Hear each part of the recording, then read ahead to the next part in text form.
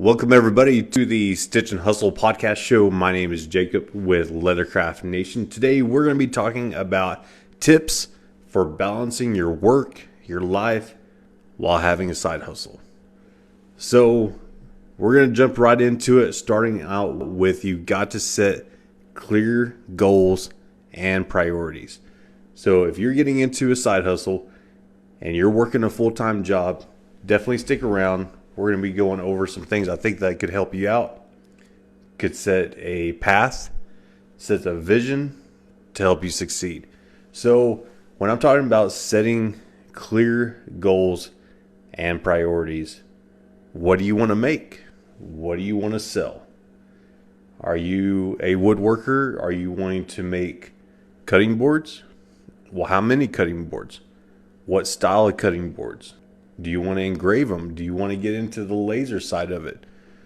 I did woodworking. I transitioned to leathercraft. But a lot of this stuff applies to any side hustle. It's definitely not just one type of niche. So don't think that it can't be applied to anything that you're wanting to make. You got to have your priorities and goals set. You got to know exactly what you want to make. So right now it's leathercraft for me. So I could have gone into tooling. I could have gone into belts, handbags. There's so many different things, but you really got to dial it down. So for me, I dialed it down to small goods. I dialed it down to wallets, smaller wallets, keychains, everyday carry type of stuff.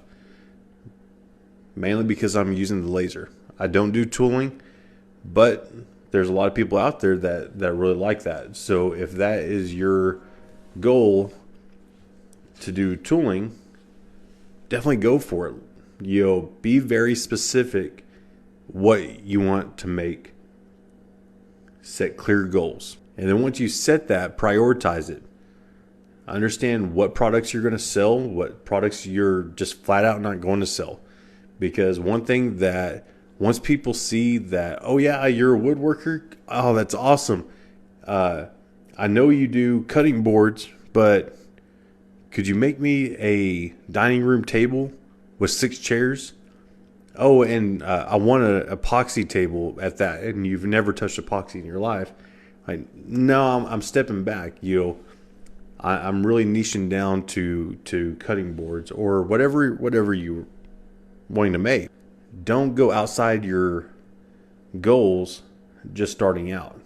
You're going to get burnt out. You want to stick with what you know and what you're willing to do at the very beginning. If you go too broad, I promise you getting burnt out can happen sooner. The next thing, guys, is your time. I understand not everybody works just 40 hours. I understand people work 50, 60, 70, 80 hours a week. You have to prioritize your time. And to go with that, you have to prioritize your money, your budget. You have to decide, okay, is my lifestyle that I have where I have to work more hours, I have to get more money, taking away from the time that I could be using to build my side hustle? You have to be thinking about that. Can you trim the fat? Do you need to go to Starbucks every day? Do you need Netflix? Maybe not, maybe so. These are questions that you got to ask yourself. Is it worth putting in the extra time for my 9-to-5 job, which it ends up being a 9-to-9 job? You're working 12 hours a day. Is it worth working those extra hours when you could dial back your lifestyle, take away a little bit, and work on your side hustle that could potentially turn into something that pays more than the extra hours that you're working at your job? Again, these are questions that you got to ask yourself. Everybody's going to be different. And I'm not telling you, if you're in a financial strain, I'm definitely not telling you to dial it back down where you can't feed yourself, feed your family. But maybe if you put a little bit of time in other areas, and it doesn't have to be a lot, guys. This is my side hustle. I'm just sharing what I'm going through. And I only put in an hour a day, if that. Sometimes it's 30 minutes. Sometimes I don't even get to it. Or if I have a day off, I try to prioritize my videos, my content, my projects. I try to like batch out what I can, within one day or two if I have a couple days off, which I'm very blessed and fortunate to have days off. But maybe even if you have one day off, you can hustle, you can make videos, you can batch them out, and then distribute that throughout the week. And that's got to be part of your planning. The other thing is, how much time are we spending on social media? And granted, you do spend time, like right now, if you're on, you're listening, you're learning, I hope. If you are, you'll definitely hit that like button, maybe hit that follow button. But how much time are you dedicating to social media? They say that on average, a person will spend over 24 hours a day, or 24 hours a month on social media. That could be good and that could be bad. If you aren't using that time to learn and grow, and you're just spending the 24 hours scrolling through TikTok, scrolling through YouTube Reels, and you're not getting any value, you're just doing it for the scroll, you're not getting anything. Truth That Travels, how's it going? I appreciate you joining. But you've got to understand that you've got to utilize the time that you have. If you're trying to create a side hustle, if you're trying to get on social media and grow a following, you can't get home from work and just sit down. You can't just turn on the TV. Don't get me wrong, I got my shows that I like to watch here and there. But going back to that first, setting your clear goals, setting your priorities. If your priority is to come home, sit down on the couch, turn the TV on, flip through the channels, then you really got to evaluate whether or not having a side hustle, having a following is really one of your priorities, or if it's just a hobby. I'm not talking about a hobby here. If you want a hobby, that's great. But I'm talking about someone that wants to make a little extra money. It might not be that I want to quit my job tomorrow. It may be just, hey, I want to make an extra $100 this month and grow and see that growth. And if it blows up overnight, you got to be prepared for that. It can happen. But maybe all you want to do is just a little bit extra. Whether you want to apply it towards, your bills, food, or maybe you just want to go out, take your significant other on a nice date. I know $100 doesn't go very far, these days, eating out, but I promise you, like, if you're really dedicated, you set your priorities. Once you see that, hey, people are sharing my content, they like it, they're reaching out, they're buying, and you're thinking, hey, this could turn into something. So next up is you got to take care of yourself. I know that sounds cheesy, but you got to. And sometimes I fall short on this myself. It can be a toll on you to work your full-time job, especially if you're working 50, 60, 70 hours a week and you're trying to cram in just an extra 3 or 4 hours a week for your side hustle.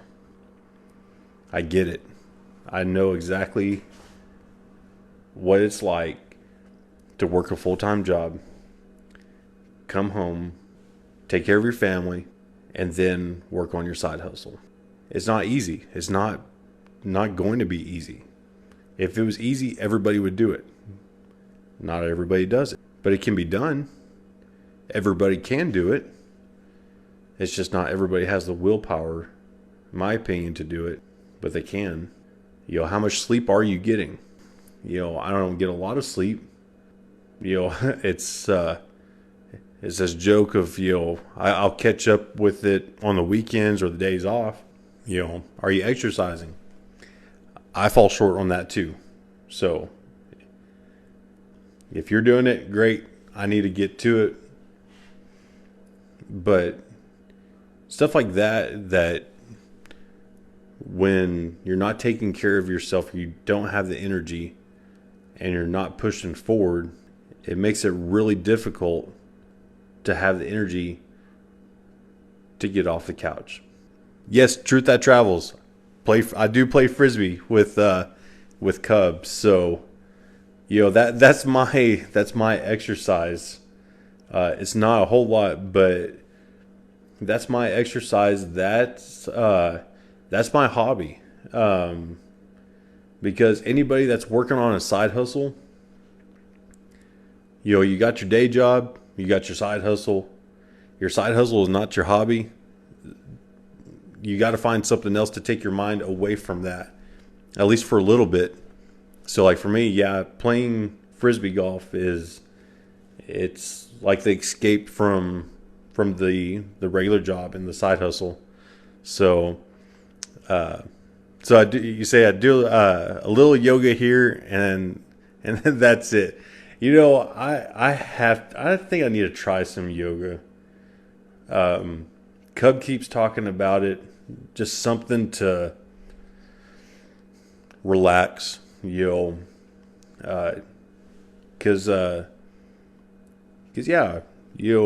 I know work can be stressful, life can be stressful. We just got to take care of ourselves. Easier said than done, I know. The other thing we need to do is we got to build some type of support system. And when I say build a support system, I get it. It's good to have, friends and family that they say, hey, I support you, or they like or share. But honestly, you've got to find someone that either can mentor you, that is going through it as a content creator, or has gone through it, or even someone that's at the same level. Like, hey, let's hold each other accountable. Like, hey, I posted a few videos. What did you do? Oh, you didn't? Hey, get up. Go to your garage. Go to your room. Go walk around. Make some videos. Talk about something. Like, it doesn't have to be hard. We don't have to constantly be talking about the exact niche that we're in. There can be something surrounding that. It could be, hey, I just want to talk about, certain tools that you might get. Like, you don't have to show the project. It doesn't always have to be a project that you're doing. They say education on social media is supposed to be like a multi-billion-dollar industry here in the next few years. So why not tap into that if you're willing to show someone? And I'm all about showing someone how to make what I make, because it's no secret. I'm not trying to hide anything. It's real easy to learn how to make wallets and leather goods. But yeah, build a support system. Find someone that can help you out, that you can talk to. Maybe even once you get to so many followers on YouTube or so many followers on TikTok that you start to have some collabs. And believe you me, if you find someone with 1,000 followers on TikTok that can go live and you're still small, and I consider myself small compared to a lot of creators, you can set some type of collab up, or just talk. Like, it doesn't have to be, hey, I want to do this real elaborate video. Just get on there and be like, hey, let's talk for 30 minutes. Let's bounce ideas off. Let's share our experience. And then you guys set boundaries. You've got to understand, and I talked about this a little bit on your priorities. You've got to understand what you're willing to do, how you're going to balance your time. Don't do everything. If you make jewelry, make jewelry.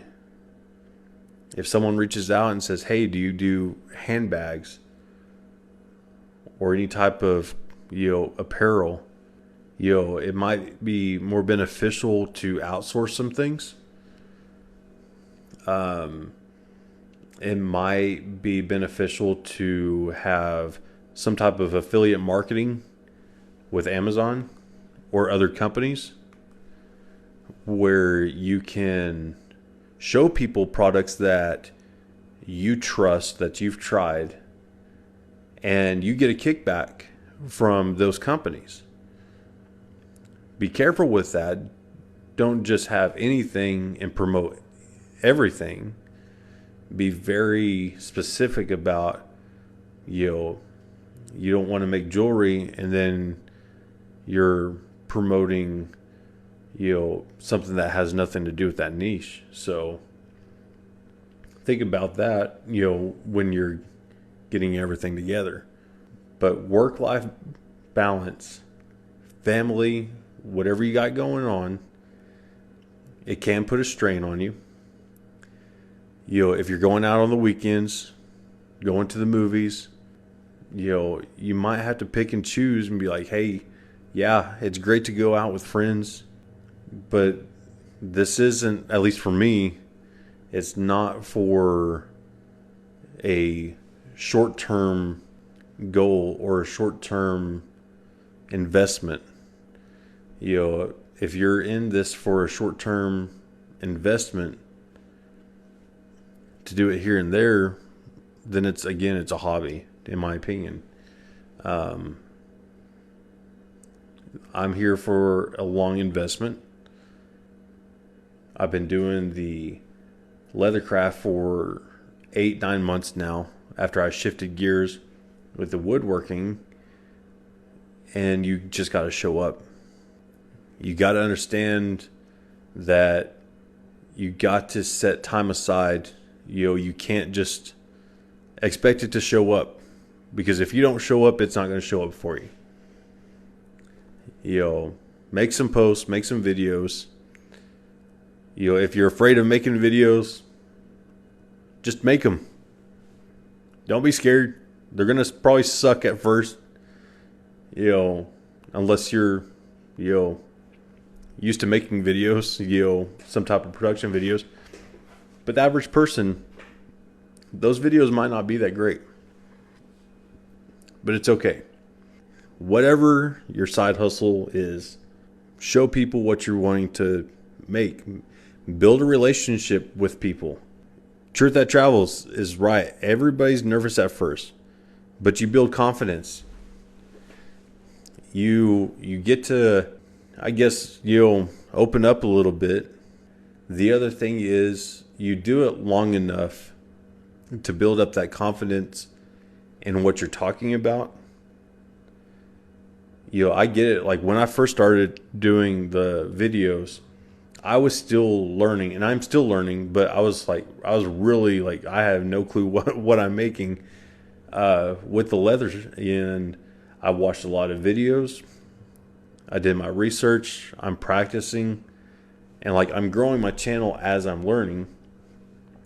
Some people might already know the craft, and they're like, okay, now I'm going to make videos. So at least they are confident about what they're talking about. Like at the very beginning, some of my videos when I'm talking about the tools, I'm like, yeah, I use this tool, and I use this tool, because I was still learning how to use them. So if you're just starting your niche and you're learning as you're making videos, yeah, it's going to take a little bit to build up that confidence, that experience, so that you can tell people without a shadow of a doubt, it's like, hey, this leather, this wood, this type of metal, this type of chain, whatever you use, like without a doubt, like you can tell people that, hey, this is what you should buy. Because if you're wanting to be an influencer or just a content creator, you're eventually going to build up a following, and you build up a following because they trust you, because they like you.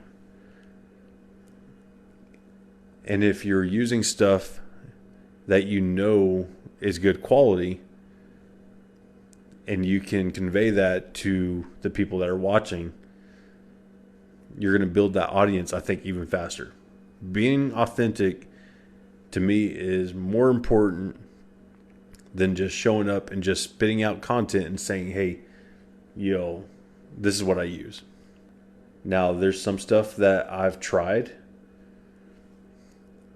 There's some stuff that I didn't like.